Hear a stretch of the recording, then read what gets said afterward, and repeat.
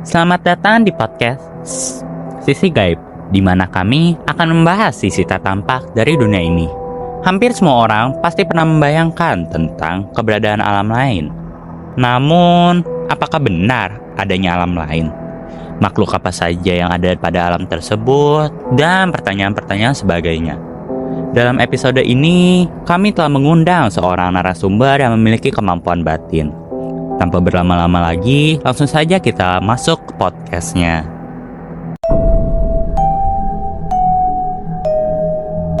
Sebelumnya terima kasih untuk waktu Bapak.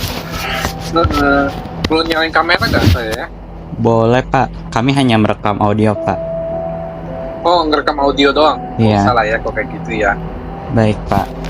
Jadi untuk langsung aja ya kita ke pertanyaan ya Pak. Oke, silakan. Nah, untuk pertanyaan pertama,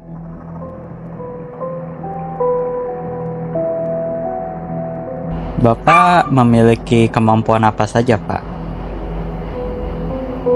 Kemampuan yang dimaksud ini kemampuan apa ya? Berjalan, berdiri, melihat, memakan, apa ya? Kemampuan apa yang dimaksud nih? Kemampuan yang Bapak rasa kemampuan khusus gitu Pak. Kayak bisa melihat kehidupan masa lampau atau apa Pak? Oh, kemampuan batin. Iya Pak. Kalau kemampuan batin itu saya bisa, sebenarnya ceritanya panjang gitu ya, tapi saya simpulkan aja. Saya bisa melihat kemampuannya itu kemampuan kelahiran lampau. Beberapa bisa melihat makhluk-makhluk rendah dan makhluk-makhluk tingkat tinggi. Bisa mendengar juga. Mendengar itu dalam arti mendengar pembicaraan dengan makhluk lain. Juga bisa membaca pikiran. Kemampuan apa lagi ya? Udah itu aja. Saya rasa itu sih. Saya Baik rasa itu. Pak. Kira-kira Bapak tahu Bapak memiliki kekuatan itu dari mana Pak? Atau cara memperolehnya Pak? Cara memperolehnya. Jadi saya cerita nih, karena ini udah masuk cerita ya. Baik. Sebelumnya waktu saya berapa lama ya? Kami akan mengambil 1 jam, cuman kalau Bapak mau lebih mungkin boleh Pak. Oke, jadi pasti nggak ada batasan waktunya Iya, gitu baik ya. Pak. Oke, ceritanya dari kecil saya itu sering main gitu ya. Mainnya itu ya sama makhluk-makhluk yang sebenarnya tidak tampak. Awalnya ibu saya pikir ini anak agak error gitu ya, dalam arti tidak, kok dia suka main yang sama orang yang makhluk yang tidak tampak gitu kan, ngomong sendiri, main yang namanya anak kecil. Dulu saya main kantor-kantoran, tapi sama teman, ternyata teman itu tidak tampak gitu ternyata gitu kan. Jadi saya pikir tuh tampak, dan wajahnya yang serem-serem, sampai ada yang wajahnya bagus juga ada gitu kan. Jadi saya pikir ya itu manusia dan selevel dengan saya.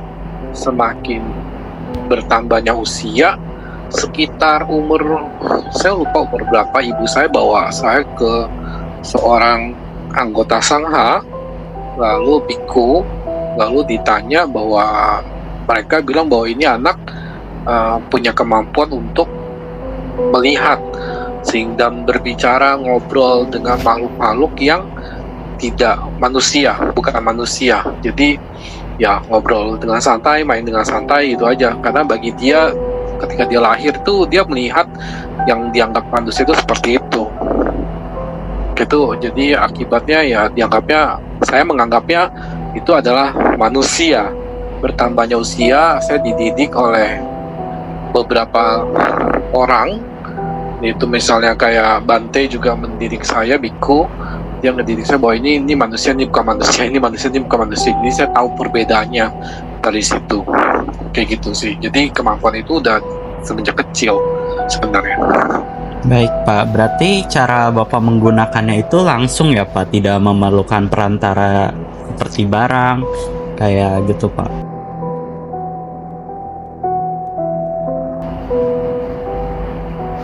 Maksudnya gimana? Maaf, saya kurang memahami arah pertanyaannya. Menggunakan barang untuk tidak ada perantara untuk kemampuan Bapak, misalnya untuk melihat. kemampuan Bapak kan salah satunya untuk melihat. Nah, itu Bapak tidak memerlukan perantara seperti barang kah? Jadi Bapak bisa langsung gitu, Pak? Ya, saya bisa melihat langsung, mendengar langsung, membaca pikiran dengan langsung tanpa ada perantara. Saya baru dengar malah dengan omongan Anda bilang ada perantara barang. Baru dengar kalau ada selama ini ada orang yang punya kemampuan dengan perantara barang ya. Baru dengar sih, saya belum tahu. Ya, soalnya- Barang maksudnya HP gitu ya. Soalnya dari podcast kami kemarin ada narasumber kami yang memakai barang untuk menghemat energi, Pak. Oh, nggak tahu saya. Saya murni sih soalnya, dan saya nggak mempelajari, saya nggak mempelajari hal ini.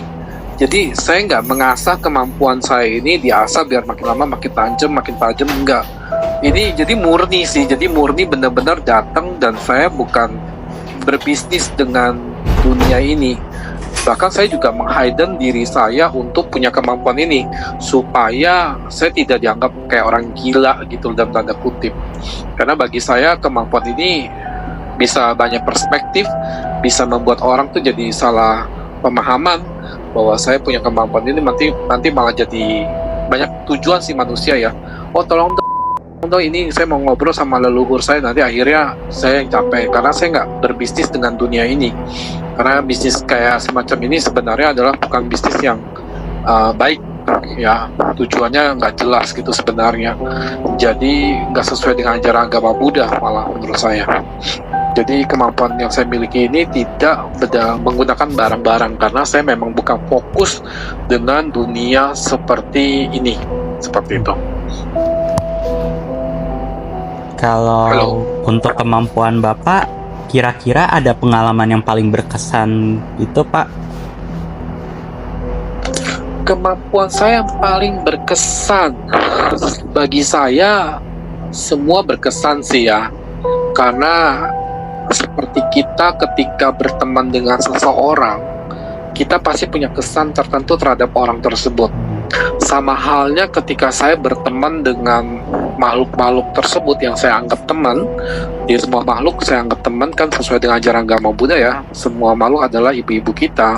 Kita harus mencintai semua makhluk. Maka saya memberikan kesan kepada mereka, pasti mereka adalah orang yang saya sayangin juga gitu. Jadi kok dibilang paling berkesan agak membingungkan, tetapi semuanya berkesan sih ya. Tetapi yang paling berkesan apa ya?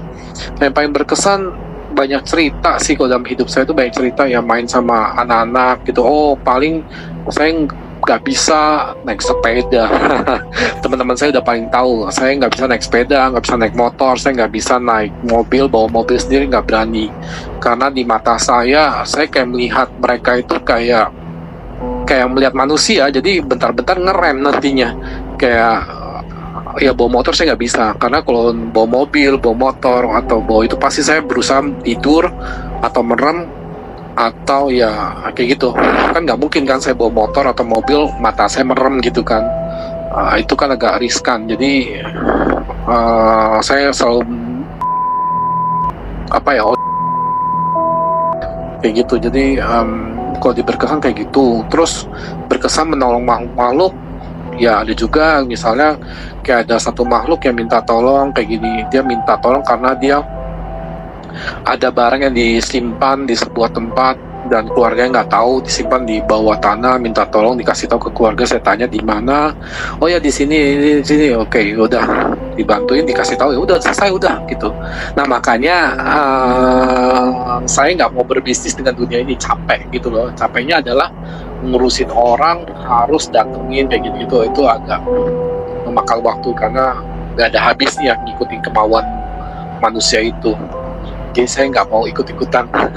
Maka saya selalu berusaha untuk cerita-cerita seperti ini, saya selalu meng-hidden atau mensembunyikan diri saya seperti apa, karena nggak penting sih bagi saya kayak gitu ya. Next question, ada lagi? Baik Pak, selama Bapak memakai kekuatan Bapak pernah ya sih diganggu dengan makhluk dari alam lain Pak, seperti alam atas, surga, atau bahkan alam bawah Pak? Kalau alam atas tidak pernah mengganggu ya, alam atas nggak mungkin mengganggu kita. arti kata mengganggu kan kayak ngikutin terus-terusan gitu ya. Itu enggak. Kalau alam rendah itu mengganggu ada banyak kayak gitu. Misalnya saya lagi tidur, dia tiba-tiba bisa aja muncul di sebelah saya, atau bisa saya tiba-tiba teriak di kuping saya, atau dia tiba-tiba bisa melayang-layang kayak gitu-gitu, itu bisa kayak gitu, atau berada di atap rumah bisa, misalnya kayak gerasa gerusuk gitu. Makanya saya kalau tidur berusaha untuk dulu waktu saya kecil tidur selalu orang tua saya kasih saya dengerin Walkman. Kalau dulu ada Walkman namanya, kayak kalau sekarang namanya MP3 player kali ya. Kalau dulu namanya Walkman namanya. Jadi di kuping saya selalu ada setelan lagu Liam King atau baca parita, supaya saya bisa fokus ke parita tersebut, suara-suara parita tersebut. Kalau enggak saya nggak bisa tidur, dan akibatnya saya nggak bisa sekolah, nggak bisa seperti normalnya manusia kayak gitu. Jadi selalu ada lagu atau MP3 player yang parita yang disetel itu atas saran beberapa bante yang menyuruh ada seperti itu, biar saya fokusnya ke situ, diajari fokus meditasi ke situ.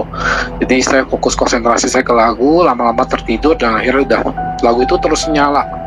Nggak deket-deket kuping banget sih, deket daerah kepala, kuping gitu.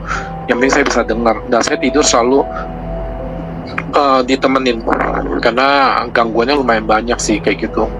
Nggak nyaman lah pokoknya sebenarnya dengan kemampuan ini. Berarti kalau sampai diterakin gitu Bapak kaget dong ya Pak? Kalau sebenarnya Pak, boleh memilih Bapak pas kecil itu pengennya ada kemampuan ini atau enggak sih Pak? Enggak lah, nggak ada yang pengen punya kemampuan ini. Kalaupun dia pengen, berarti dia ada niat yang tidak baik sebenarnya dengan kemampuan ini. Maksud saya tidak baik bukan ngejat seseorang ya dengan kemampuan ini tidak baik. Bisa dia berbisnis dengan kemampuan ini gitu kan, ada yang kayak gitu juga. Yang saya tahu tuh ada juga orang yang punya kemampuan ini justru dia bisniskan tuh, misalnya oh ya kamu datang ke saya, nanti kamu tanya sama saya, kamu akan ini konsultasi kayak gitu. Itu bisa aja, cuman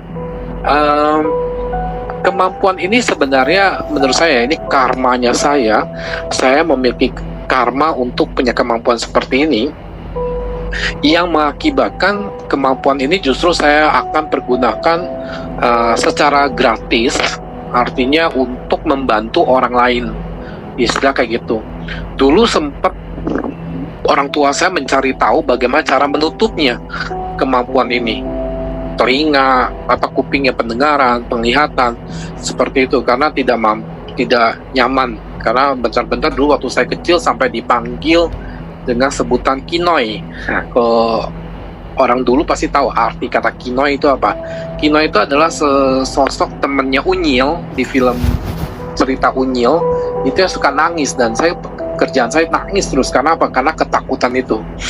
Awal-awal tahu, awal-awal tahu, terbiasa, akhirnya jadi ketakutan juga jadinya saya. Karena wujudnya serem-serem, dari yang hancur, hilang kepala segala macam, itu udah sering saya lihat. Terus minta tolong Bante untuk bagaimana caranya, tapi tidak diizinkan untuk ditutup gitu. Saya juga nggak tahu beneran bisa ditutup atau enggak sih, saya juga nggak tahu ya. Tapi kan namanya orang tua saya berusaha untuk memohon supaya ada metode untuk menutupnya kayak gitu.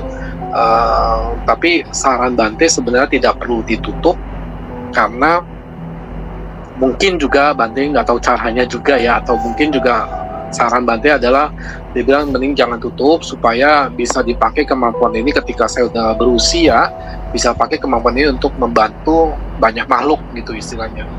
Dan akhirnya sekarang beberapa kali ya bisa ngebantu, cuman saya nggak bisa terus-terusan habis podcast ini.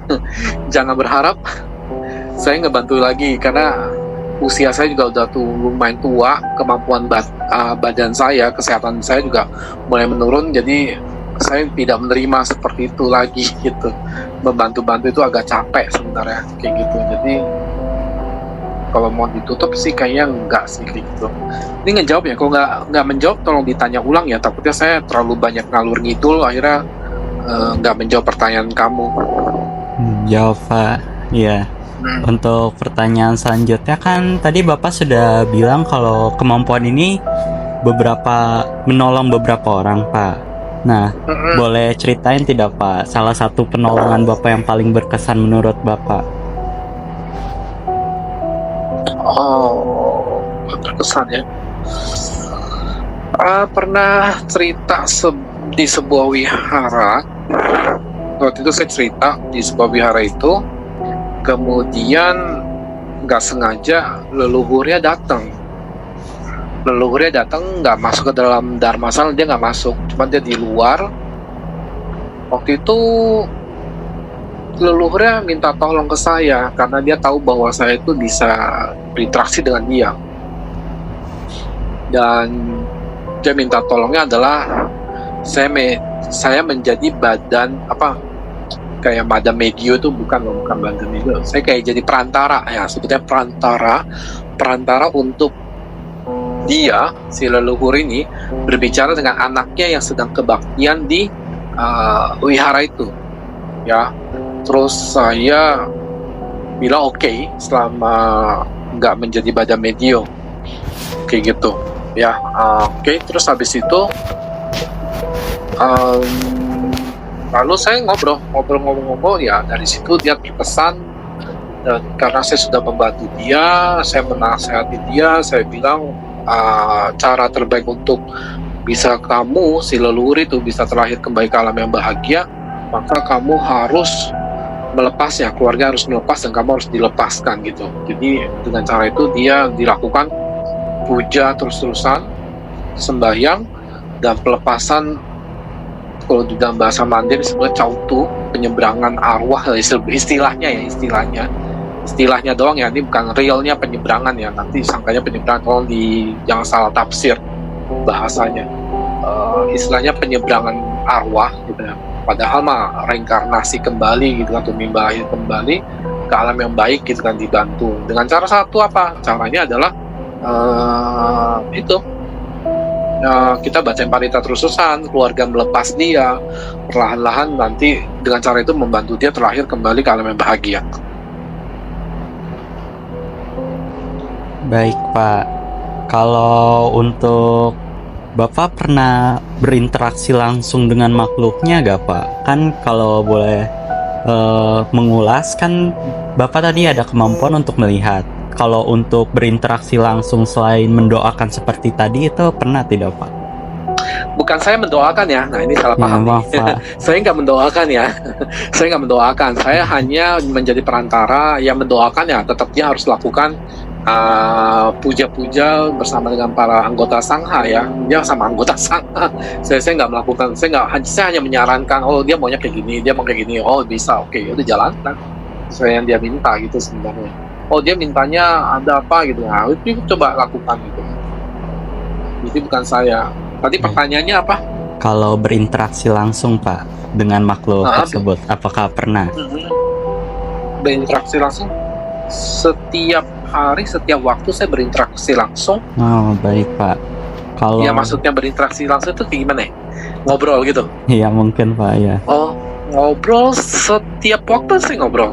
Wah, dengan alam bawah juga, Pak. Ngobrol dengan alam tinggi, alam bawah juga ngomong. Tapi ya saya tahu kalau mereka bentuknya tidak baik, berarti alam bawah, dan tidak mungkin misalnya di stasiun gitu ya, saya ngobrol sama dia padahal dia bukan manusia. Saya udah tahu. Dulu saya nggak bisa membedakan antara manusia dan bukan manusia dulu ya, tapi sekarang saya beberapa puluh tahun yang lalu saya udah tahu oh ini bukan manusia, tidak manusia. Jadi saya hanya akan ngobrol dengan yang manusia aja. Gak mungkin saya ngobrol sama bukan manusia dengan suara yang bersuara gitu kan, di stasiun, di tempat-tempat umum, itu nggak mungkin gitu kan. Jadi interaksi gitu kan. Kalaupun misalnya bukan manusia, saya pasti akan berusaha diam dan berusaha kalau bisa mah nggak mendekati mereka. Kalau mereka ngajak ngobrol atau ngeganggu saya berusaha kayak manusia umumnya, cuek aja, tabrak aja gitu, nembus badan saya kayak gitu, udah biarin aja, mau gimana lagi. Kalau nggak saya menghindar malah ketahuan dan dia ngikutin saya. Jadi sifatnya makhluk rendah itu kayak cari perhatian. Nah itu dia. Jadi kalau manusia-manusia yang cari perhatian ya mungkin ya sama dengan sifatnya kayak setan gitu ya, makhluk-makhluk rendah itu. Ya, karena cari perhatian memang benar, mereka itu alam rendah itu memang mereka mencari perhatian tersebut. Baik, Kayak Pak. gitu. Itu kan kalau untuk makhluk lain dari alam atas atau alam bawah. Kalau untuk sekaum kita, Pak, istilahnya manusia, Pak, apakah Bapak pernah berinteraksi dengan kehidupan manusia dari kehidupan masa lampau Bapak? Misalnya Bapak di kehidupan lampau berteman dengan dia, apakah pernah, Pak? Kehidupan ini bertemu lagi Iya. gitu.